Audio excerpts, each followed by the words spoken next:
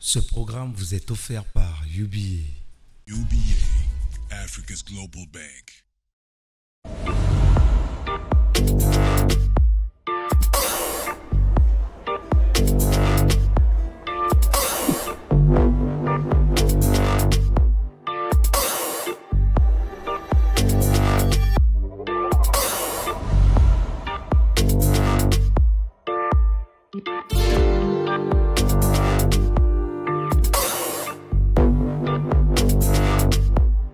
Bienvenue dans Écho de l'écho. Le Gabon est un carrefour industriel.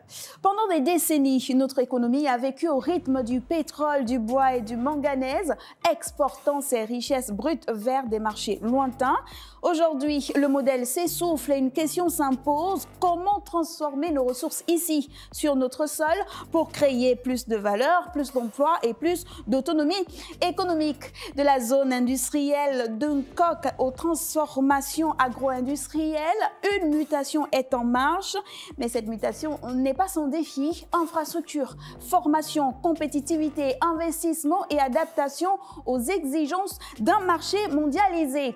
Ce soir, plein de questions s'imposent à nous. Nous allons donc plonger au cœur de cette transformation pour comprendre ce qui se joue, ce qui freine et surtout ce qui peut propulser le Gabon vers une nouvelle ère industrielle. Sur ce plateau, nous recevons un invité. Il s'agit de monsieur Achille Mbeng Mezui, il est économiste et expert des systèmes financiers.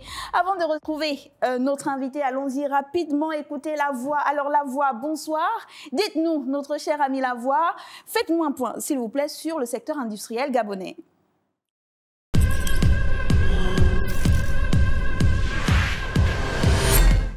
Bonsoir à tous. Modeste, le secteur industriel gabonais reste stratégique, mais encore en construction. Historiquement centré sur le pétrole et le manganèse, il a longtemps souffert d'une dépendance aux exportations brutes. Le défi est désormais de passer à la transformation locale pour capter davantage de valeur ajoutée. Le bois, par exemple, illustre bien cette mutation. Depuis l'interdiction d'exportation des grumes en 2010, des usines de sciage et de plaquage se sont développées, notamment dans la zone industrielle spéciale d'Uncock, qui attire aussi des industries dans la métallurgie et la chimie.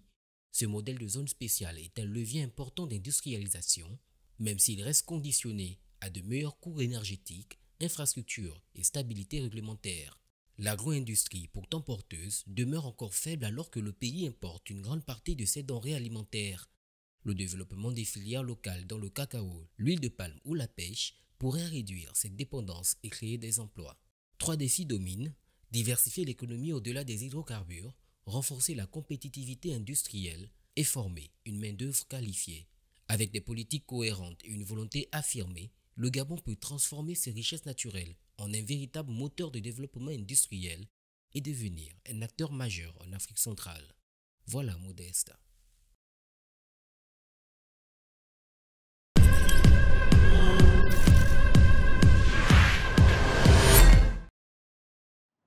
Merci à vous, mon cher ami Lavoie. Alors, nous sommes de retour sur le plateau et je vous l'annonçais déjà, nous recevons donc monsieur Cédric Achille Mbeng Mezui. Je disais tantôt que vous êtes économiste et expert des systèmes financiers. Bienvenue. Merci.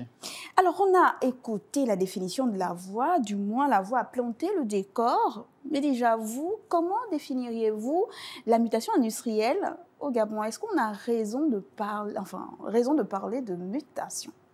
Oui, alors, il faut penser à la mutation industrielle comme quand vous êtes sur un chantier de construction d'une maison. L'architecte a fait le plan, le terrain, c'est le Gabon, et il commence un travail qui est sur les fondations. Celui qui passe par là peut se dire, mais qu'est-ce qu'il est en train de faire? On ne voit rien. Mais ceux qui sont dans le bâtiment savent très bien que le vrai travail est en profondeur. Donc, il faut travailler sur les capacités humaines, donc les ressources techniques. Il faut effectivement travailler sur les infrastructures. Je suis arrivé il y a quelques jours et je vois le pays en chantier, je vois les routes, je vois les projets qui sont en train de se faire. Et donc, c'est tout cela qui va permettre de soutenir cette mutation industrielle. On pourra parler des secteurs, mais avant ces secteurs, il faut des infrastructures énergétiques, des infrastructures routières et bien sûr des capacités humaines pour accompagner cela. Donc, la mutation industrielle est lancée au Gabon. Est-ce qu'il y a des secteurs clés dans lesquels aujourd'hui, si nous on veut voir comment elle se manifeste cette mutation industrielle, est-ce qu'il y a des secteurs clés vers lesquels on pourrait se tourner et puis dire « Ah oui, dans ce secteur-là, ça bouge ». D'accord. Lorsque vous regardez l'actualité, à OIM, récemment, le président était avec le groupe Eramet pour discuter de la transformation du manganèse. Il faut déjà commencer par là, concevoir, être d'accord. Donc ça, c'est déjà les bases de la mutation. Pendant des décennies, nous étions en train d'exporter le manganèse à l'état brut. Une décision est prise, une discussion avec un grand groupe, et nous sommes dans la construction de cette architecture pour la mutation industrielle. Mais pour avoir cela, il faut bien qu'il y ait de l'énergie. On a financé le Grand Poubara pour avoir plus d'énergie. Aujourd'hui, Poubara a la capacité d'accompagner une partie de cette industrialisation. Donc voilà, on a un pas qui est fait sur la partie énergie, et nous sommes en train de concevoir maintenant la partie minerai, la partie transformation du minerai. On peut regarder le côté d'un coq. On a une zone économique spéciale. Il y a des défis, effectivement, mais aussi des transformations qui se font. Il faut continuer à passer de la deuxième à troisième, quatrième transformation pour voir des cas concrets. Nous sommes en train de parler de l'agriculture pour avoir, au niveau du Gabon, la possibilité de fabriquer ce que nous consommons nous-mêmes. Et donc, cela aussi reste dans l'agenda du gouvernement. Donc, moi, en tant qu'expert regardant de l'extérieur, ce qui m'intéresse, c'est de voir que l'architecture est en train de se mettre en place. Il y a les fondations, tout ce qui touche aux infrastructures de route, d'énergie. Les écoles spécialisées sont en train d'être construites. Il y a une nouvelle université qui sera au niveau du Cap, ce qui est très bien, ce qui donne une offre de formation dans les métiers de STEAM, donc sciences, technologies, ingénierie et mathématiques. C'est dans ces métiers qu'on trouve les ressources humaines pour transformer nos matières premières. Donc la mutation industrielle est en cours. Arrêtons-nous un instant sur les zones industrielles spéciales. Vous avez parlé de celle d'un coq, il y a également la baie des Rois, et vous avez dit, c'est vrai, il y a des défis, mais les choses sont marchées. Ces défis-là, ce sont lesquels à ce jour? Alors, les défis, toujours, c'est au départ, comment nous avons pensé l'industrie au niveau du Gabon. Nous parlons d'industrialisation, mais vous allez remarquer que les conversations touchent beaucoup la question de la diversification. Diversification, industrialisation, ce n'est pas exactement la même chose. Dans la diversification, on peut avoir une diversification horizontale. Donc, on quitte du pétrole, qui fait à peu près 80% de nos recettes budgétaires, et puis on va à un autre secteur, on va prendre des minerais, on va prendre le bois. Donc, on reste sur le même modèle, qui est un modèle d'économie extravertie tirée par la demande extérieure sans créer de valeur ici. Ça, c'est ce que nous avons fait sur plusieurs décennies. Nous sommes en train de parler d'industrialisation, ça veut dire qu'on va prendre un secteur et on va monter en gamme en termes de chaîne de valeur. Je vous prends juste le cas du secteur pétrolier, qui peut avoir des effets multiples sur l'économie. Jusqu'ici, nous exportons le pétrole. Si nous montons dans la chaîne de valeur du pétrole, nous pouvons faire de la pétrochimie, nous pouvons avoir des produits pétroliers de meilleure qualité qui vont réduire les coûts de nos importations. Mais le pétrole aussi peut nous permettre, avec ces déchets, d'avoir le bitume. Je vous ai parlé des infrastructures de route, mais si vous collez les deux, vous allez avoir une production de bitume au niveau national qui va aider à réduire le coût de nos investissements au niveau des infrastructures. Donc il faut que les politiques se parlent. Pour l'instant, ils ne se parlent pas. C'est justement le but de, par exemple, on a fait le Gabon Economic Forum il y a quelques semaines, c'est d'amener les acteurs à se parler et de comprendre les liens entre les différentes politiques. Le pétrole peut aussi permettre de booster l'agriculture. Parce qu'en fait, lorsque vous avez le pétrole et le gaz permet de produire l'urée, donc des engrais qui permettent de booster la productivité agricole. Donc, il faut relier justement le fait que le pétrole monte en gamme et le fait d'avoir des effets, des externalités positives, des effets d'entraînement sur ce qu'on va dire l'énergie, donc les centrales à gaz, on va avoir sur le bitume, donc infrastructure routière, et bien sûr sur la productivité agricole. Donc il faut arriver à créer un plan économique qui se parle, pas des secteurs isolés et qui on a l'impression que c'est des couloirs, des Chinese halls entre les différents secteurs. Pendant longtemps, de nombreux États africains, revenons au Gabon, la dépendance au bois, secteur bois, la dépendance au secteur pétrole. Et là, on parle d'industrialisation. Oui, vous avez parlé de l'évolution du produit pétrolier. Comment on fait pour ne pas tomber dans les mêmes travers, se dire on a tellement industrialisé le secteur pétrole qu'on va encore tout miser là-dessus? Comment on fait pour limiter la dépendance à certains secteurs? Moi, je ne participe pas à cette approche qui voudrait qu'on mette le secteur pétrolier de côté. voici le poumon de l'économie, mais on n'a même pas tiré profit de ce secteur-là, parce qu'on extrait et on renvoie à l'extérieur. Il y a beaucoup de métiers dans le secteur pétrolier. Si on monte en termes de chaîne de valeur, rien que dans le secteur pétrolier, on crée beaucoup d'emplois. Et ça a un effet d'entraînement sur le reste. On parle d'énergie, vous avez parlé du secteur bois. Si on utilise le gaz pour faire les centrales à gaz, produire plus d'énergie, c'est bon pour le bois, pour les scieries, etc. Donc, c'est un effet d'entraînement que le secteur pétrolier va apporter. Et plus tard, on va sortir d'autres niches. Mais le secteur pétrolier, nous ne l'avons même pas encore bien exploité. Donc, il faut y aller à fond et penser à densifier ce secteur-là. Mais si on revient au niveau africain, il y a cette question de mutualiser à certains niveaux d'industrialisation. Je vous prends un cas. Nous étions à peu près 250-300 millions d'habitants lorsque nous prenons les indépendances pour toute l'Afrique. Aujourd'hui, nous sommes 1,2, on va passer à 2,5. Donc avant, lorsque nous coupions du bois, il fallait l'envoyer parce que la demande était ailleurs. L'Europe est en train de se construire pour les 30 Glorieuses. Aujourd'hui, c'est l'Asie, c'est la Chine qui absorbe la plupart des matières premières parce qu'elle s'industrialise, c'est l'usine du monde. Mais lorsque l'Afrique est à 1,2 et qu'on va passer à 2,5, ça veut dire que le besoin ici en Afrique, le Nigeria à côté, c'est 200 millions d'habitants. Qu'est-ce que le Gabon vend au Nigeria? Donc quand on fait notre stratégie d'industrialisation, on doit penser à vendre au Nigeria qui a 200 millions, à toute la zone Afrique de l'Ouest qui fait 400 millions, et dans 20 ans, cette zone va faire 1 milliard. 1 milliard d'habitants juste à côté. La question, lorsqu'on bâtit nos politiques d'industrialisation, c'est de dire qu'est-ce que nous allons produire qui va nous servir, nous, Gabonais, mais aussi qui va permettre au Gabon de gagner en termes de ressources, en termes de revenus, en vendant à l'Afrique de l'Ouest. Ils auront besoin de quoi? Ils auront besoin de construire des maisons, ils ont besoin de se nourrir. Donc nous avons l'acier grâce au fer, grâce au manganèse, nous avons du bois, nous pourrons exporter à côté. Et donc tout cela, ce sont des opportunités que nous devons regarder et organiser. On a assisté au Gabon Economic Forum. Beaucoup de prises de parole. On a parlé d'industrialisation. Pour le commun des mortels, lorsqu'on dit industrialisation, attention, notre thématique est sur la mutation industrielle. Lorsqu'on dit industrialisation, on pense aux machines, aux sociétés, on pense à tout ce qui est mécanique. On oublie la ressource humaine, on oublie le capital humain. Aujourd'hui, le manque de formation ou le manque de transfert de compétences peut causer un frein, effectivement. Comment on fait pour limiter la casse dans cet aspect-là? J'ai parlé plusieurs fois des STEAM, sciences, technologies, ingénierie, mathématiques, c'est pour relier les deux.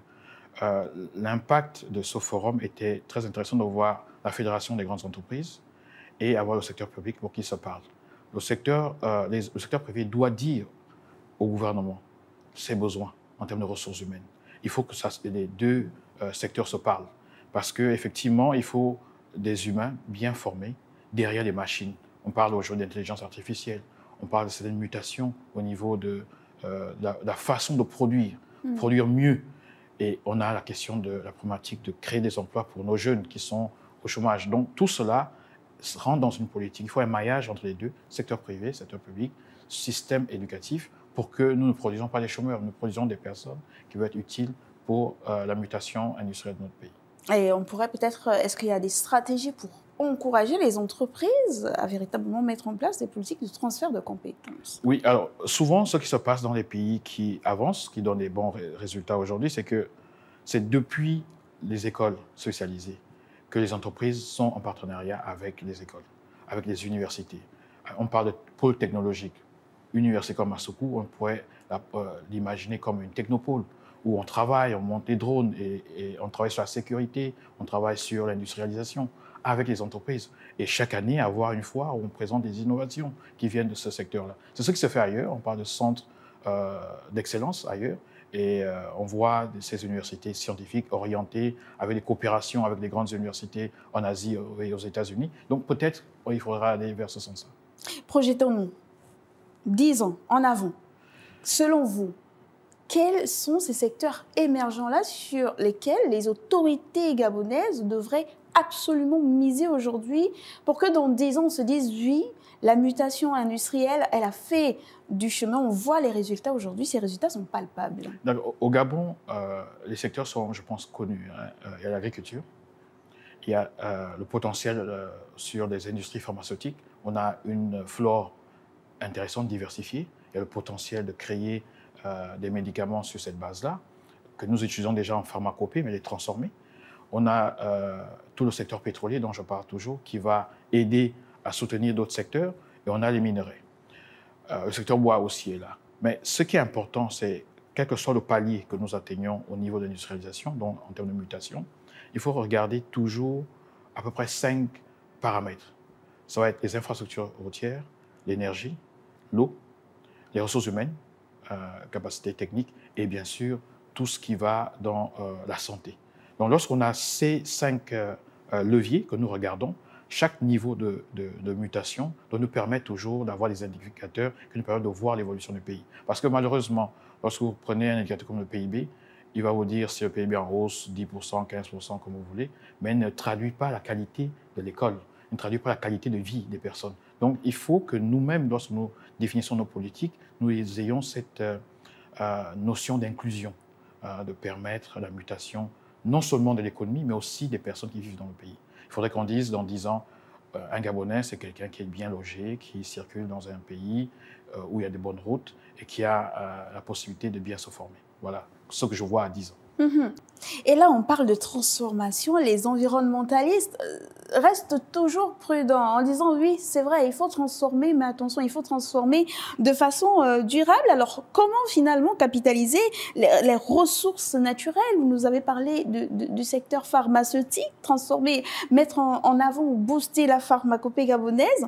Alors, comment capitaliser sur les ressources naturelles tout en respectant durablement ces ressources-là? Ce n'est pas un défi facile, mais il y a des normes. Même lorsqu'on parle, je pense que le secteur minier, on parle de mines responsables, on produit toujours. On va couper toujours un peu. On pourra avoir des incidences sur la faune et la flore, mais il faut avoir une politique qui permet de réparer et une politique de conservation.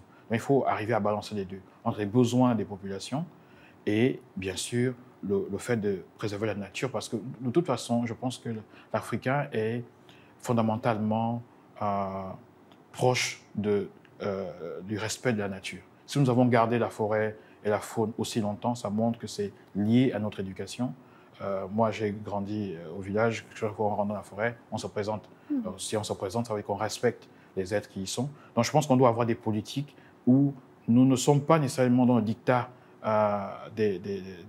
des groupes internationaux, mais nous développons des normes qui sont acceptées de tous pour avoir une approche responsable. Une approche responsable dans la finance, une approche responsable dans les infrastructures, une approche responsable dans l'utilisation de nos ressources naturelles.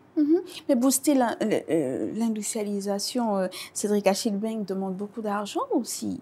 D'accord, il y aura des investisseurs étrangers. Vous avez dit qu'il faut booster aussi les PME locales. Pour booster aussi, il faut savoir prendre le coup sur son dos. Pour prendre le coup sur son dos, il faut penser à avoir des fonds quelque part. Où est-ce que l'État va chercher l'argent pour booster le secteur industriel de son côté? Bon, déjà, ce n'est pas seulement l'État. Dans un pays, il y a plusieurs acteurs. L'État, donc le gouvernement, c'est un acteur. Le secteur privé aussi est un autre groupe d'acteurs. Lorsqu'on porte un projet industriel, il faut voir qui porte quoi. Lorsque vous êtes un groupe ou une famille, on regarde celui qui est plus costaud, il soulève ce qui est un peu plus lourd, et celui qui est un peu plus léger, il porte autre chose. Donc l'État, en fonction de ses muscles, sait ce qu'il peut porter. Les autres acteurs savent quel rôle ils peuvent jouer. C'est pourquoi on parle de stratégie. Il faut se mettre ensemble et savoir qui peut porter quoi. Secteur système financier, nous avons aujourd'hui à peu près 7 000, 8 000 milliards, je prends le marché obligataire, pour toute la sous-région. Si on prend le Gabon, nous sommes dans les 3 000 à peu près, ou un peu moins. Si vous regardez ce qui a été fait sur ces dernières années, nous avons continué à taper sur le marché obligataire en levant des fonds, mais nous n'avons pas construit les instruments ou les mécanismes qui permettent d'alimenter l'épargne dans ce domaine-là. Donc, il faudra faire des réformes profondes sur les caisses de retraite parce que ce sont ces investisseurs qui permettent de financer le long terme. Il faut travailler sur le fonds souverain. J'ai regardé un peu les résultats récemment. Il faut continuer à travailler. Il y a des efforts à faire dessus. Il y a des efforts à faire. Il y a la CDC qui est importante, qui est un acteur important. Donc, il faut des leviers qui permettent de mobiliser l'épargne et de les injecter dans le secteur économique. Vous avez les compagnies d'assurance, vous avez les banques. Les banques, comment les redynamiser pour avoir plus de ressources. Donc, il faut regarder tous ces acteurs-là. Lorsqu'on a une bonne base, un stock de capital important localement, les autres viennent. Pourquoi? Parce que si vous reposez essentiellement votre financement sur l'extérieur, il faut aussi accepter les contraintes de l'extérieur. vous regardez le spread sur le Gabon, Eurobond, on est parmi les plus élevés. On est autour de 900 points au-dessus du taux américain, ce qui est très cher. Donc, il faut faire des réformes pour que cette perception de risque extérieur baisse. Mais lorsque vous avez en interne des capitaux nécessaires, comme on le voit au Botswana, comme on le voit en Namibie, la perception des risques peut être là, mais on sait que vous allez toujours participer. Vous avez assez d'épargne pour contribuer au financement de vos propres projets. On passe, dans ce cas, à des partages de risques. Il y a un projet, c'est 1000 milliards, l'État amène 400, un privé amène 200, un autre amène 300, etc. Et là, vous êtes dans des approches qui sont plus dynamiques. Mais il ne faut pas courir. J'ai pris tout à l'heure l'exemple d'une construction, de l'architecture. On est sur le soubassement. On est en train de faire un travail important.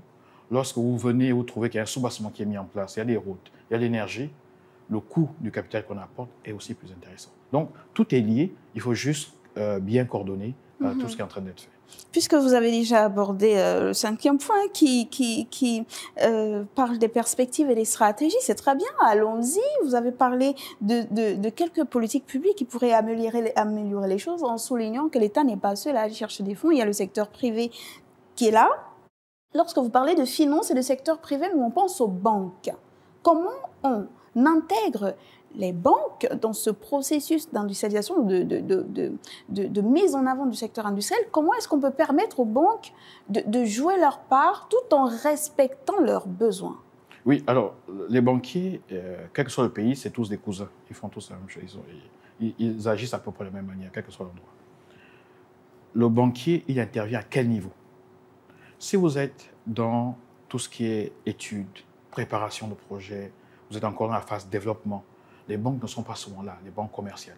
C'est pourquoi il faut d'autres types d'acteurs, les fonds souverains, les banques de développement, la BDAC. Vous avez vu, il y a quelques jours, il y a 100 milliards qui ont été une ligne de crédit de la BDAC. Donc, c'est ce type d'acteurs qui soutiennent le développement, donc l'amorçage des projets. Lorsque vous passez maintenant à la partie construction et commence à voir que le projet, en termes de risque, commence à baisser, là, les banquiers viennent. En fait, il s'agit d'une question d'ingénierie financière. Qui intervient quand? Les banques ont leur rôle à faire, mais ils interviennent quand? Quand le risque est moins élevé. Parce qu'ils ont les dépôts de leurs clients, ils ont leurs actionnaires, ils ont les ratios à respecter. Ils ne peuvent pas rentrer au début des projets. Il faut trouver maintenant les acteurs qui interviennent avant les banquiers. Il faut qu'ils soient un certain nombre. Il faut savoir parler avec ceux-là. Il faut savoir quel est le rôle que l'État joue. Comme je viens de dire, si l'État est en train de mettre des infrastructures en place, les grands groupes, les fonds de développement d'infrastructures peuvent venir pour accompagner cette partie. Et une fois ces fonds ont fait leur part, les banques aussi arrivent. On peut refinancer. Donc, en termes d'ingénierie financière, il y a tellement de choses à faire. Mais il faut juste savoir qui joue quel rôle. Il y a la question du blending. Blending, c'est un mélange entre financement concessionnel et financement commercial. Lorsque vous mélangez les deux, ça vous donne quelque chose qui est intéressant, qu'on appelle le blending. Et c'est ça qu'il faut faire. L'État amène des ressources qui sont gratuites, qui sont moins chères, et le secteur privé va chercher à avoir sa rentabilité. On les met ensemble, mais ça dépend du projet, ça dépend de la phase du projet. Donc, il y a tout un travail. J'ai vu qu'il y avait à peu près 8500 milliards qu'il fallait trouver. Je pense que ce travail a besoin d'être regardé encore de plus près.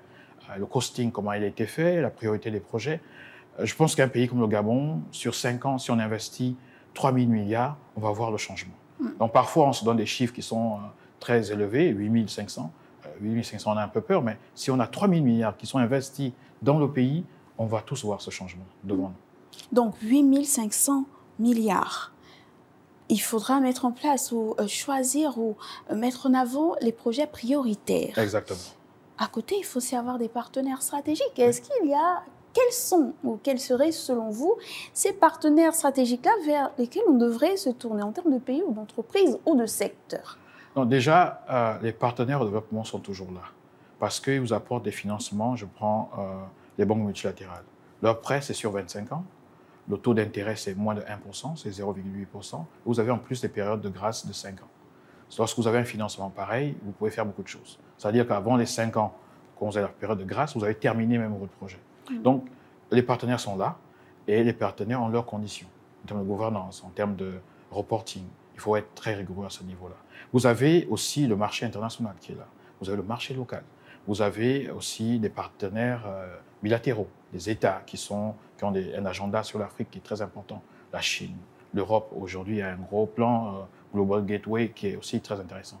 Les États-Unis, là, sur l'Afrique centrale, il y a le Lobito Corridor. On est en train de faire un corridor train qui partira de l'Afrique centrale jusqu'à Lobito au niveau de l'Angola pour sortir certaines matières premières. Mais nous espérons que ça va être moins de matières premières naturelles, mais plus de transformation de batteries électriques, de voitures électriques. Cédric Achille-Mbeng, avant de nous séparer, voici la question de l'internaute, c'est celle de Herman qui nous écrit depuis quelque part au Gabon. Il dit, monsieur, comment mieux intégrer le Gabon dans les chaînes de valeur régionales et internationales? En 1 minute. Alors, c'est intéressant, mais déjà, il faut qu'il y ait un plan. Il faut un plan pour cela parce qu'effectivement, nous avons des atouts, les autres à côté ont des atouts, il faut s'entendre. Qui fait quoi? Là, on parle de minerais, nous avons le manganèse, à côté, ils ont autre chose. Comment on travaille ensemble pour arriver à transformer cela? C'est difficile de faire en 1 minute parce que dans ma dernière publication, j'ai tout un chapitre sur ça. Mais c'est pour dire qu'il faut des politiques communes, il faut mutualiser les ressources humaines, les ressources physiques et bien sûr les compétences. Mutualiser et avoir des partenariats intelligents. Merci beaucoup Cédric Achille-Mbeng Mesui. Vous êtes économiste, expert des systèmes financiers, mais aussi écrivain. Nous aurons l'opportunité sur un de nos plateaux de revenir sur cette belle œuvre que vous avez sortie il y a très peu de temps. Merci d'être passé sur notre plateau. C'est moi. Merci. La mutation industrielle au Gabon n'est pas une simple évolution technique ou sectorielle. C'est un tournant stratégique qui engage l'avenir économique, social et environnemental du pays. Les défis sont nombreux. Moderniser l'outil de production, former les compétences locales, diversifier au-delà des ressources brutes, tout en restant compétitif sur les marchés mondiaux, comme nous l'a indiqué notre invité. Mais ces défis sont aussi des opportunités. Créer des filières intégrées, capter plus de valeur ajoutée, stimuler l'innovation et inscrire notre économie dans une dynamique durable. Le Gabon a les atouts, les ressources et les talents des hommes et des femmes pour réussir cette transformation. La question est désormais, saurons-nous en faire un moteur de prospérité partagée ou la laisser passer comme tant d'autres occasions? Merci de nous avoir suivis. Restez sur Gabon 24 et surtout n'oubliez pas que le temps de la réflexion est une économie de temps. Au revoir.